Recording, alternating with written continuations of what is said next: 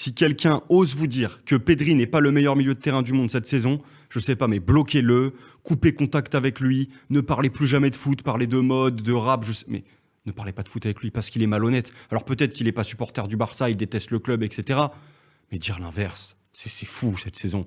Atlético de Madrid, match démentiel qui nous a pondu aujourd'hui. Moi, à un moment, je me suis dit quoi? Je me suis dit, j'ai 16 caméras, j'ai des ralentis, j'ai tout ce que vous voulez, j'ai ma télé, elle peut faire 70 pouces, mais non, il trouve des passes que même moi je ne vois pas, que même vous pouvez jouer à FIFA ce que vous voulez avec Pedri, vous ne trouverez pas ces passes-là. Il n'y a que lui qui voit les passes, il n'y a que lui qui les voit. Non, bah oui, je suis désolé, il voit des trucs que nous on ne voit pas. Donc peut-être que j'ai pas l'œil que vous l'avez, je ne sais pas si vous êtes dans le même cas que moi, mais moi à un moment je suis choqué, moi je suis trop choqué par ce joueur, par le niveau qu'il a atteint.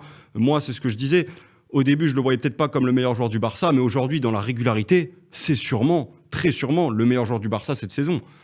Parce que c'est le plus régulier. C'est-à-dire que du premier match de la saison à aujourd'hui, il est pratiquement jamais passé à côté de ses prestations.